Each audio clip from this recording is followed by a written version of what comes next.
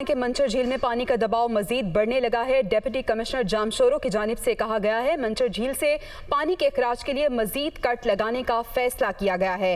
5 union council में लोगों के इनखला का अमल जारी है। डीसी जामशोरो की जानिब से यह भी बताया जा रहा है, जबकि इलाका मकीनों को महफूज मकामात पर मुंतकिल होने की अपील की है। जिले इंतजामिया की जानिब से लोगों को महफूज मकाम पर मुंतकिल किया जा रहा है। डीसी जामशोरो ये बता रहे हैं, इससे पहले भी हमने देखा था कि मंचर झील पे कट लगा था और अब एक बार फिर पानी का दबाव बढ़ने लगा है। डिप्टी कमिश्नर जामशोरो की जानिब से अलर्ट जारी किया गया है।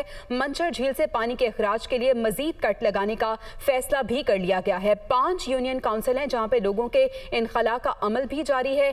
साथ ही साथ इलाका मकीनों को महफूज मकामात पर मुंतकिल होने की अपील की जा रही है। जिला इंतजामिया की जानिब से लोगों को महफूज मकाम पर मुंतकिल भी किया जा रहा है। डीसी जामशोरो ऐसा बता रहे हैं। मंचर झील जहां पे पानी का दबाव मजीद बढ़ने लगा है।